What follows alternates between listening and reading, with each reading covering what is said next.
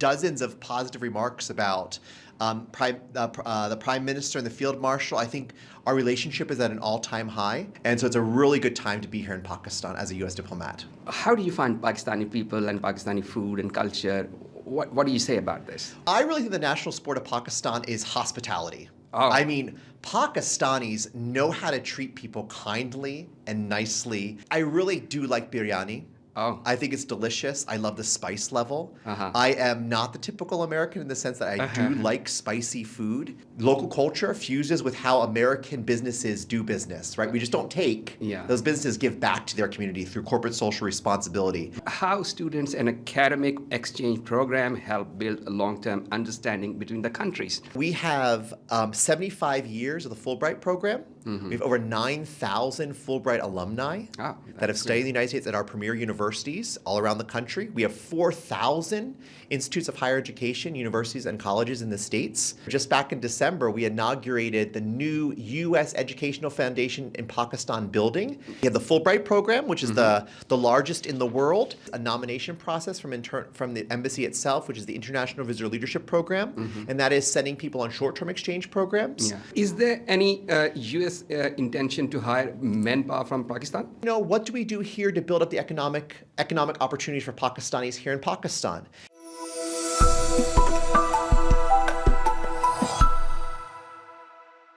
Hello and welcome. This is News exclusive, and I'm your host Faisal Kamal Pasha. Today, it is our profound privilege to host a guest, Andy Halus, who is Minister Counselor for Public Diplomacy in U.S. Embassy, Pakistan since September 2025. Before, he has been a senior advisor for the Bureau of South and Central Asian Affairs and also served as spokesperson for the U.S. Department of State through many countries in the world. We'll be discussing with him how U.S. government is operating in public policy domain in Pakistan, in particular the student scholarships, jobs and business opportunities for Pakistanis in the US. A very warm welcome, Andy. Thank you so much. Thank you for having me, Faisal. It's a real pleasure to be here today. And by the way, Pakistanis these days are quite fascinated with President Trump, the way he has been appreciating Pakistan's quite often. Yeah, you know, the president has made dozens of positive remarks about the Prime Minister and the Field Marshal. I think our relationship is at an all-time high. Yeah. This is great to be working here at the U.S. Embassy in this period of time, at our embassy and our 3 consulates all around Pakistan. The relationship between those 3 men, I think, is very strong, and it's just good representation of how strong the U.S. and Pakistan relationship is, about those strong foundations. And so it's a really good time to be here in Pakistan as a U.S. diplomat. And that's really appreciating. Andy, you've been here since I think around 4.5 months in Pakistan, and how do you find Pakistani people and Pakistani food and culture? What do you say about this? Well, you know, I learned before I came here that the national sport was field hockey, right? And then probably the most popular sport is cricket. Yeah. But I really think the national sport of Pakistan is hospitality. Oh. I mean, Pakistanis know how to treat people kindly and nicely. I've lived all around the world. When you walk into someone's house here in Pakistan, it is filled with delicious food and smells, and it's just... And just the way people greet you as a guest in their country is really wonderful. Yeah. I felt very comfortable. It's just a great place to work. It's a great place to be and a great place to learn about a new country. You know, we've had a lot of opportunities this year. We've had, last year was the 75th anniversary of the Fulbright exchange program, which is really important for the U.S.-Pakistani relationship. And this year, 2026, is the 200th anniversary of the United States. But really, if there was someplace I had to be during these key times, I'm happy it was in Pakistan, because Pakistanis and Americans are really in a good place right now. So any particular Pakistani cuisine, Pakistani dish you like most about it? See, this is going to be a little bit difficult because, you know, if I say the wrong thing, one city is going to be mad at me over the other city. But I mean, I think I really do like biryani. Oh. I think it's delicious. I love the spice level. Uh-huh. I am not the typical American in the sense that I do like spicy food. And so it's always And what cities you like most? The biryani. Oh, well, I think I'm on safe territory if I say that Karachi makes the best biryani. Oh, that's I don't great. want to get people in Lahore angry with me or people in Islamabad angry with me, but I think I think everyone in Pakistan kind of understands that the Yeah. culinary capital of Pakistan really is Karachi, and the food there is delicious. I think the spice is just really spot on. But I have not been at a dinner where I haven't eaten more than I should have. So that's a good sign.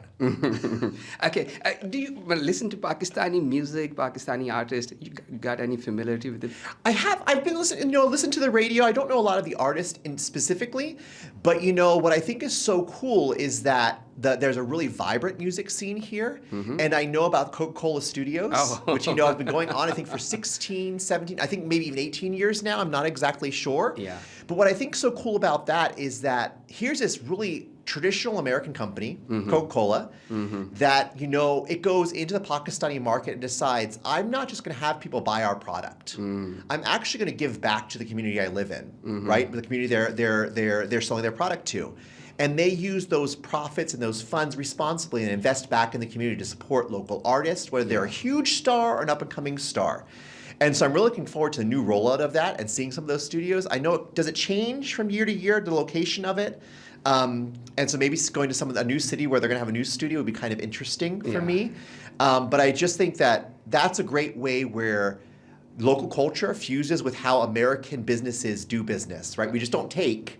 Those businesses give back to their community through corporate social responsibility, and that's something very special about American businesses. And that's not Coca-Cola only. It's McDonald's, it's KFC, it's all the American businesses that are here and how they're giving back to the communities.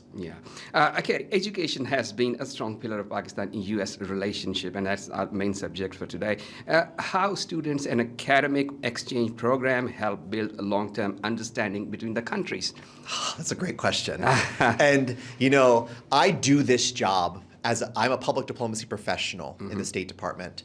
And I do this job because this is the stuff I really love. I think that those relationships between politicians are important. The President and Field Marshal Munir and Prime Minister Sharif, those are all important relationships, and they're wonderful. And the most important relationships, in my opinion, are really those citizen diplomats. The Americans who come here and learn about Pakistan, and the Pakistanis who go to the United States and learn about the United States. We have 75 years of the Fulbright program. We have over 9,000 Fulbright alumni that have studied in the United States at our premier universities all around the country. We have 4,000 institutes of higher education, universities, and colleges in the States. And that we have really illustrative alumni of those programs. I want to just mention two people I think is really important. Dr. Shamsad Akhtar, she unfortunately passed away this year, but she was the first female governor of the the State Bank of Pakistan, and she was a Fulbright alumna. So these are the caliber of people that we have going on this program for the past 75 years. We have the largest Fulbright program in the world here in Pakistan. And just this year, just back in December, we inaugurated the new U.S. Educational Foundation in Pakistan building in H8, the education city. And it is a physical representation of everything that educational relationship between the United States and Pakistan stands for. It's a huge building. It's multidimensional in the sense that it's not only for the Fulbright program, it's also for entrepreneurship programs. It hosts Lincoln Corner, a free resource center that we have any number of Lincoln Corners all around Pakistan, and one of them is in the building, in the USEFP building, and it also houses Education USA, which is a free resource for anyone who wants to study in the United States, how to do a credible college search. And all those resources at the USEFP building in H8, they're available Tuesday through Saturday for free for anyone who wants to go visit. It's an open resource. Just go there, and you can be there. And also, the most important thing for us is it's open on Saturdays for students and working professionals that may decide to continue their studies. They can go there on a Saturday and go be there and visit there, so that it's not always during the work week. Okay, what opportunities currently exist for the aspiring students and educators that are very recently just came about? Yeah, so there, like I said, we have the Fulbright program, which is the largest in the world, and that application process will open soon, and that's for the master's and PhD level. Yeah. And that is a very competitive process. It's fair to say it is the premier exchange program in the world, the Fulbright program. Like I mentioned, some of the Pakistan's biggest leaders the greatest leaders have been on that program. And then we also have other things that is a nomination process from the embassy itself, which is the International Visitor Leadership Program, and that is sending people on short-term exchange programs. Yeah. The Fulbright is a 2 to 5 year program. The International Visitor Leadership Exchange Program is a 3 to 4 week program, short-term exchange program, focusing on very specific areas. And then also, I mentioned Education USA, which is for anybody. Anyone who wants to study in the United States at the bachelor, master's, or PhD level can go visit our Education USA offices in Islamabad at the US EFP building, our center in Lahore, or our center in Karachi. And for people who can't make it to those spaces physically, our advisors, we have paid advisors that are there to provide these services for free. They can do virtual advising. And what they do is they help anyone who wants to study in the U.S. pick from any of those 4,000 institutes of higher education, universities or colleges, to decide what experience is best for them, how they can make it work, and then what they want to study, and what their plans are when they come back from the United States and return to Pakistan, and what their goals are here in Pakistan. You mentioned US EFP, and it has been running a very good program, and I've been at that program as well. That was a generous exchange program. Right. Yes. Is that continued? We have any number of exchange programs. So one of them we focus on for like the International Visitor Leadership Exchange Program. We call it IVLP for short. That focuses on any profession over specific areas that we focus on every year for policy. And those are short-term exchange programs. And we at the embassy we select people that are the leaders in their field.